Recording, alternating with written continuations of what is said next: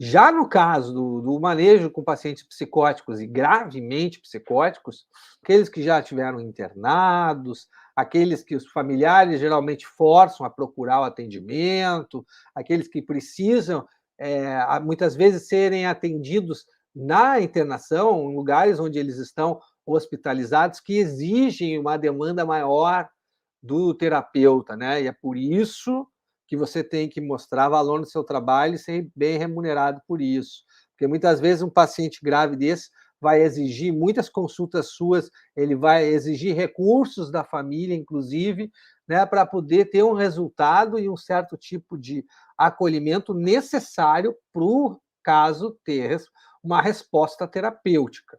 Né? Então, é por isso que você precisa entregar um trabalho de excelência, se destacar, saber o que fazer, que manejo dá para o paciente, para a família, inclusive, continuar investindo em você, às vezes com sessões diárias, às vezes com sessões de 4, 5 vezes na semana, dependendo da situação que o paciente se encontra e a estrutura da família. Então, nesse caso, né, está muito presente a identificação projetiva, que é o mecanismo pelo qual o ego ele deflete toda a ansiedade que é despertada pela pulsão de morte dentro de uma ideia mais kleiniana da identificação projetiva. Então, tem essa questão da identificação projetiva muito, muito intensa, que também está presente no quadro borderline, mas está mais intensa ainda no quadro psicótico, que é a base do delírio, da alucinação, né? Depois da cisão, tem a identificação projetiva. O narcisismo destrutivo, né, das relações narcísicas de objeto, e a transferência psicótica.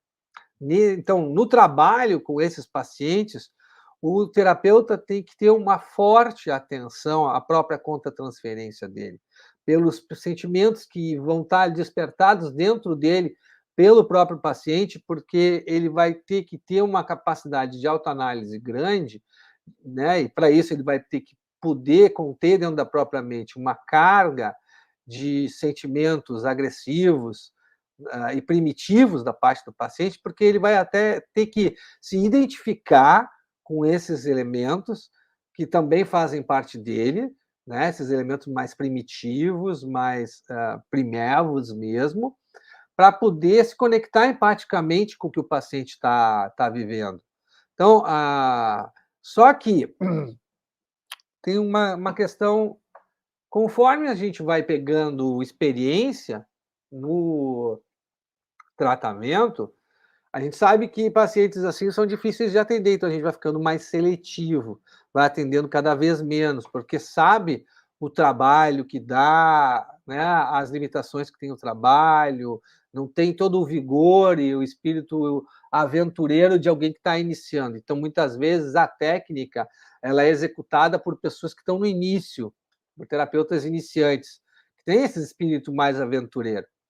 Então, os contatos iniciais eles são muito importantes. Eles determinam todo o resto do tratamento, porque geralmente os contatos eles são feitos, os pacientes chegam até nós forçados pelos familiares, eles não vêm raríssimas vezes eles vêm de espontânea vontade. Aí, muitas vezes, a gente vai ter que ter contatos com os familiares. E a gente não tem que pedir permissão para o paciente, por exemplo, para ter contato com os familiares. A gente tem que informar. A gente conduz o tratamento. Então, nesses casos mais graves, que a gente tem que atender com alta frequência o paciente, para ter um certo resultado e tal, para ter né, fazendo o paciente tomar a medicação certa, a gente não pode se submeter a certas questões, né, que são da ordem da psicose. A gente tem que ter um domínio técnico. Então, se a gente precisa falar com os familiares, a gente vai falar com os familiares e vai informar para o paciente isso.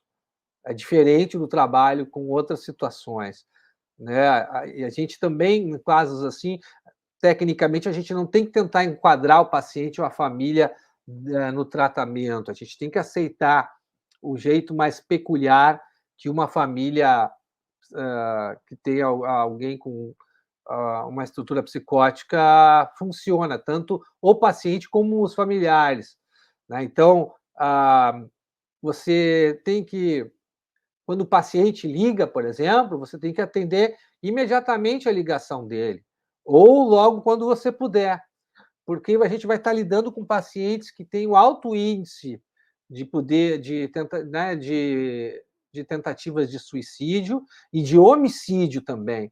Então, a gente tem uma responsabilidade penal, sim, sobre esses pacientes. Então, a gente tem que saber aonde a gente está se metendo quando está assumindo trabalhos assim. Por isso que é tão importante no trabalho ter um bom contato com as famílias, quando vai atender quadros mais regressivos de estrutura psicótica.